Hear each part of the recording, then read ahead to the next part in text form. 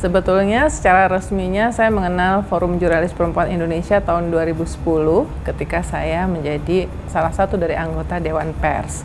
Sebelumnya udah kenal sih, tapi kerjasama pertama kali itu 2010.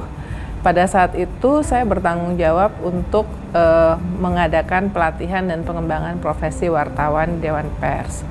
Lalu setiap kali melakukan pelatihan, kok yang dikirim hanya jurnalis laki-laki, ya, sampai akhirnya atas support dari Ketua Dewan Pers pada saat itu, Profesor Bakir Manan, kami Dewan Pers mengadakan pertama kali pelatihan khusus untuk jurnalis perempuan. Ada di 10 kota. Dan disitulah pertama kali kerjasama dengan FJPI. Ya, FJPI ini berdiri di 22 Desember 2007 di Medan, Sumatera Utara. Pada saat itu kemudian kita mulai kerjasama, ya. Nah, dalam perjalanannya kemudian ketika anggota atau cabang dari FJPI makin banyak, Dewan Pers yang memfasilitasi juga setiap kali Hari Pers Nasional, kegiatan di berbagai daerah, Dewan Pers tuh mempromosikan ada FJPI. Ini bukan saingan dari PWI, AJI atau IJTI, ya, tetapi ini adalah komplementer, jadi bisa merangkap anggotanya. Nah, kemudian tahun 2018 cabangnya udah makin banyak. Kemudian teman-teman FJPI meminta saya untuk menjadi ketua umum, ya. Waktu itu saya bilang, tanpa menjadi ketua umum pun saya pasti akan support FJPI atau jurnalis perempuan.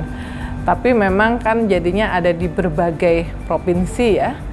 Profesor Bakir Manan, kemudian Dewan Pers pada saat itu juga mensupport supaya saya jadi ketua umum deh, supaya bisa menemani teman-teman dari berbagai provinsi ini untuk belajar bersama. Saya selalu katakan bahwa di FJPI ini yang terutama adalah kita belajar bersama, meningkatkan profesionalisme jurnalis perempuan Indonesia.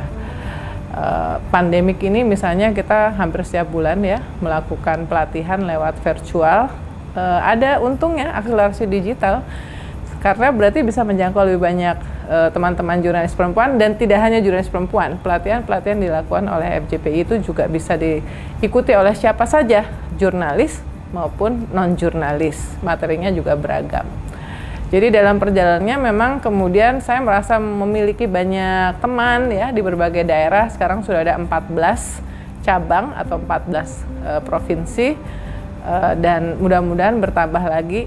Sekali lagi ini adalah untuk forum di mana kita meningkatkan profesionalisme jurnalis perempuan khususnya, dan juga jurnalis secara umum.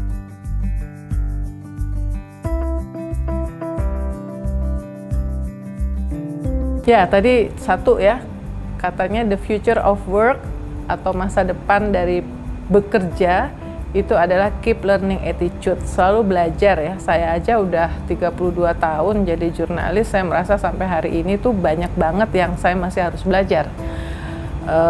Soal teknologi informasi misalnya, ya, wah, saya ini tergolong yang gaptek, ya, jadi padahal jurnalis sekarang tidak harus bisa memanfaatkan teknologi, ya. Pandemi 2 tahun ini kita semuanya live Instagram, bikin TikTok, bikin video. Wah, sampai sekarang saya masih tergagap-gagap setiap kali mau live saya mesti nanya.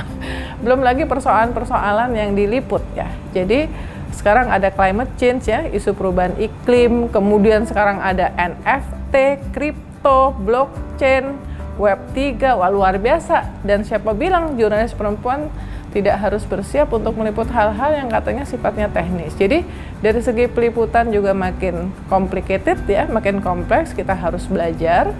Dan juga dari segi teknologi informasi yang membantu kita untuk bekerja, juga kita selalu harus belajar terus. Nah, itu yang kita lakukan bareng di Forum Jurnalis Perempuan Indonesia.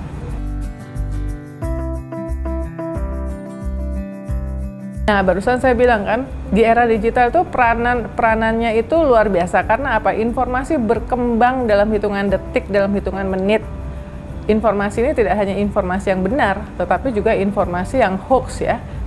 Jadi berita bohong, ya. Ini ada era post-truth katanya.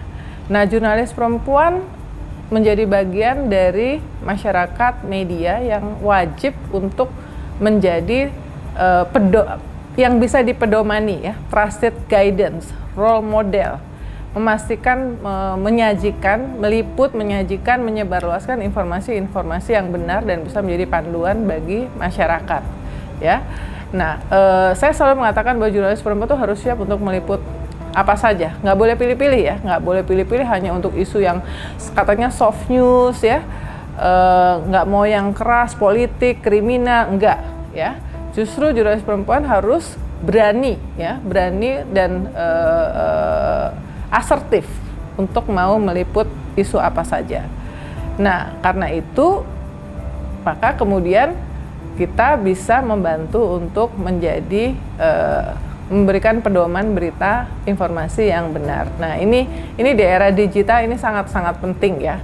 Itu secara umum, tapi secara khusus untuk isu-isu perempuan dan anak ya, isu-isu perempuan dan anak termasuk misalnya pencegahan dan penanganan kekerasan seksual, pelecehan seksual, apalagi dalam rancangan undang-undang mendukung rancangan undang-undang tindak pidana kekerasan seksual, itu di situ peran jurnalis perempuan baik secara pribadi lewat media sosial maupun lewat tulisan atau karya di medianya masing-masing itu sangat penting.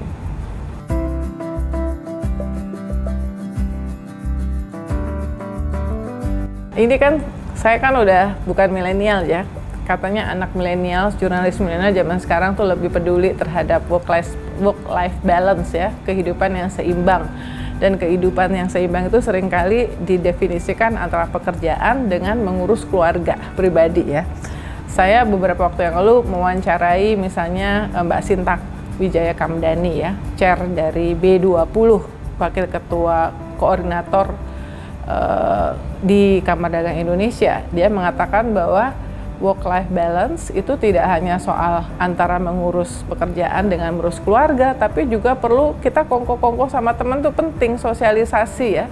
Karena di situ penting sekali dalam pekerjaan ini networking. Pekerjaan jurnalis salah satu yang bikin jurnalis yang satu dengan yang lainnya juga berbeda dan kemudian bisa menjadi lebih baik daya tembusnya itu adalah karena networking atau berjejaring. Nah, saya setuju dengan Mbak Sinta ya. Jadi work-life balance itu tidak hanya antara keluarga dengan pekerjaan, tapi juga dengan berteman dengan yang lainnya, berjejaring ya. Siapa bilang bahwa kayak saya gitu ya, pemret misalnya nggak peduli loh work-life balance, caranya kan bisa beda-beda. Saya suka olahraga. Dari dulu zaman saya masih jurnalis muda ya, waktu itu belum ada digital telepon, misalnya saya dalam seminggu tuh ada satu hari di mana saya nggak ngurusin kerjaan ya, tapi saya misalnya melakukannya dengan ikut seminar, belajar bareng, atau pergi ke taman, pergi ke gym ya. Jadi mungkin pada saat itu saya milenial ya, milenial pada zamannya. Jadi sebetulnya nggak cuma milenial yang sekarang yang peduli dengan work-life balance, dan kita bisa macam-macam ya. Sekarang ada layanan streaming, membaca, ngobrol ya, memperluas pertemanan, itu adalah bagian dari work-life balance.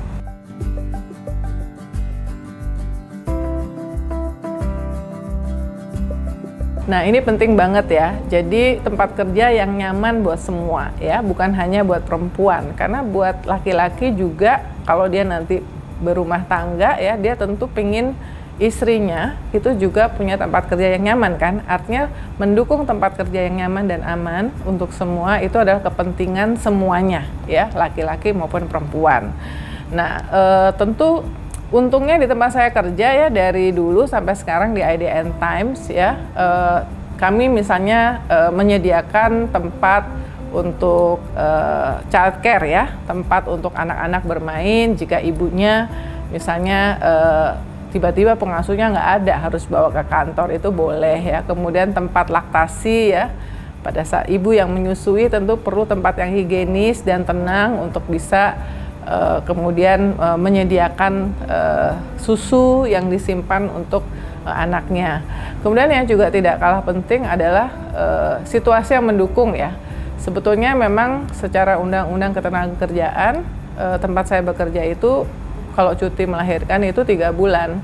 Tetapi dalam banyak kasus, apalagi sekarang sesudah pandemi, kita tahu bahwa kita bekerja secara fleksibel, nggak ada masalah sih kalau misalnya mau kerja dari rumah aja sampai berapa bulan, berbulan-bulan ya. Saya rasa pandemik ini mengubah pola kerja kita, dan itu juga bisa mensupport ya orang tua baik perempuan maupun laki-laki untuk lebih banyak punya waktu sih buat apalagi buat bayinya ya, anak kecilnya yang masih memerlukan perhatian. Dan juga tidak kalah penting tuh adalah ada pedoman ya. Jadi selama ini kan banyak sekali data-data menunjukkan bahwa pelecehan seksual, kekerasan seksual itu terjadi di tempat kerja.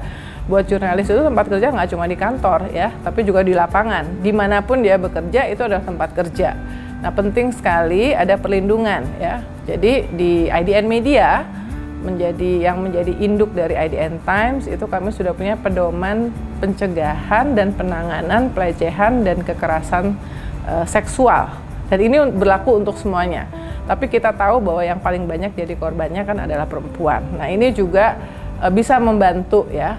Kalau proteksi misalnya kami punya SOP tuh. Kalau jurnalis-jurnalis perempuan misalnya meliput harus pulang di atas jam 9, kita sarankan untuk menggunakan transportasi publik yang jelas ya. Maksudnya yang selama ini dikenal aman lah ya. Taksi yang aman misalnya. Kemudian kalau misalnya ke lapangan meliput demo jangan sendiri ya. Kan kita selalu berpasang-pasangan tuh. Supaya kalau terjadi apa-apa ada saksinya. Nah, itu juga upaya-upaya yang dilakukan untuk menciptakan tempat kerja yang nyaman dan aman bagi semuanya.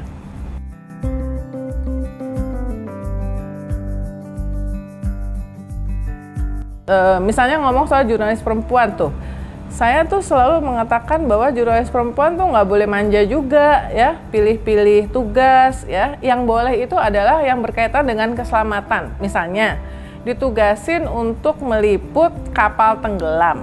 Berarti kan di tengah laut ya, berarti harus naik kapal. Nah, kalau misalnya jurnalis itu tidak bisa berenang, apakah dia perempuan atau laki-laki, dia boleh bilang sama korlipnya atau kantornya, oke, tapi saya nggak bisa berenang gitu ya.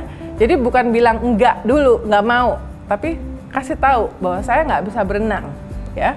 Karena itu penting bagi kantor untuk mempertimbangkan bahwa ini mungkin lebih berbahaya ya. Kita kan nggak pernah tahu, karena pernah kejadian kan ada jurnalis televisi meliput kemudian jatuh tenggelam ya, meliput kecelakaan. Nah, ini menjadi pelajaran buat kita sih bahwa di media bahwa yang seperti itu harus diperhatikan. Jadi kesetaraan itu adalah pertama kesetaraan akses pendidikan, pelatihan ya.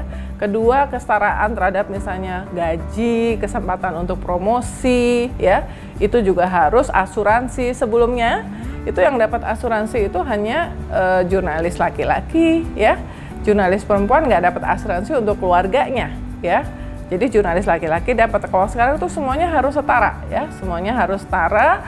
Jadi ini adalah hal-hal yang menurut saya menjadi salah satu barometer bagaimana kita memberikan kesempatan yang setara bagi jurnalis, apakah itu laki-laki atau perempuan ya. Ini penting banget dan kita nggak boleh manja ya teman-teman, karena kalau misalnya manja itu menjadi peluang masuk bagi pendapat-pendapat yang mengatakan bahwa jurnalis perempuan nggak usah direkrut deh, nanti ternyata dia merepotkan. Nggak boleh ya. Jadi saya memberikan semangat ya kepada teman-teman, kalau ada masalah apa segala macam, jangan menolak dulu, jangan menganggap itu adalah tugas yang sulit, tapi diskusikan dengan direct supervisor kantor. Ini kayak begini, saya nggak bisa berenang, boleh nggak? Atau saya misalnya masih punya anak yang masih harus disusui, apakah saya boleh kerja yang tidak keluar kota terlalu lama dulu? Itu adalah hal-hal yang bisa dibicarakan. Ya, kepada teman-teman jurnalis perempuan dimanapun kalian berada, termasuk teman-teman di Forum Jurnalis Perempuan Indonesia, saya mengucapkan selamat merayakan Hari Kartini. Kartini adalah role model untuk pemberdayaan perempuan, dan kita ambil yang positif-positifnya dari apa yang diinspirasikan oleh Raden Ajeng Kartini.